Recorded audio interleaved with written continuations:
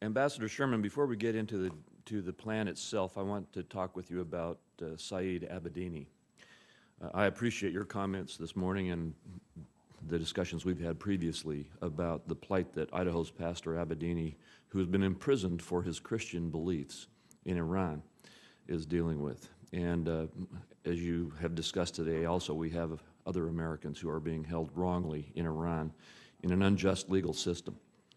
As you know, I've discussed this personally with Secretary Clinton and with Secretary Kerry, and have received their assurances that this matter will be given the highest priority, that they will not be forgotten, and that everything will be done that we possibly can to obtain their release and return to their families and to freedom here in the United States. And again, I appreciate your comments today about it. One of the questions I have is that in the run-up to the October talks, the United States released a convicted Iranian proliferator from a California prison, but had no relief for these detained Americans. And in fact, during that time, Pastor Abedini was transferred to one of the worst prisons in Iran, just prior to the bringing home of the joint plan. Can you tell me why we are not negotiating with regard to joint releases, or why we have not made progress in the context of the release of our own citizens when we are releasing Iranian prisoners who are known proliferators? Thank you very much, Senator Crapo. As I said, it's very hard to talk about these three Americans because it's heartbreaking, and I have met with some of the families, and I know what their lives are every day. So nothing I say is going to give them the comfort they need until Saeed Abedini, Amir Hekmati, and Robert Levinson are home. So I say that as a preface because I know it to be true. We vigorously pursue every avenue.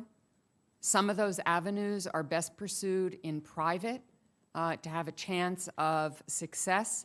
The Secretary raised these cases directly with the Iranian Foreign Minister during their meeting at the UN General Assembly. President Obama raised all three Americans in his phone call with President Rouhani.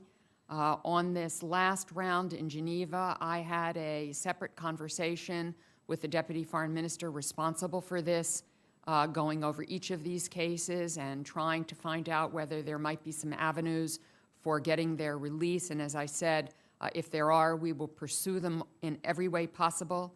I also had breakfast with the Swiss State Secretary, who is our protecting power in Tehran, who has gone repeatedly and asked constantly for consular visits, and went over some of the possibilities and some ideas that the Swiss had. We will pursue every idea that is brought to us. I know there is this notion about allegations of a prisoner exchange deal. They are, quite frankly, simply untrue.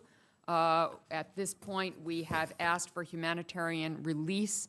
We did not specifically talk about these three Americans in the context of the nuclear negotiation because, quite frankly, we don't want them to become pawns in the negotiation. We don't want Iran to up the ante either on the nuclear side or the American citizen side by mixing them up in this. Iran should free these three Americans because it is the right thing to do. It is the humanitarian thing to do. It should not be a deal regarding their nuclear program, which they must deal with on its own terms. Their freedom should not be tied to the success or the failure of these negotiations. The three Iranians that you mentioned that had been released are not in any way related to the joint action, and the report that the two issues are connected are simply not true. These are folks who have gone through our judicial system and all of the judicial processes that we have. Well, thank you. And I do appreciate the efforts that you have undertaken, although we have some differences on whether some opportunities could have been pressed further. But can you give me, again, your reassurance that our State Department, our country, will take every advantage at every stage and in every forum to assure the release as soon as possible for these citizens? I absolutely guarantee it, and you have my personal commitment to do so. All right, thank you. I see my time's run up, so I'll wait for the next round for the joint plan questions. Thank you.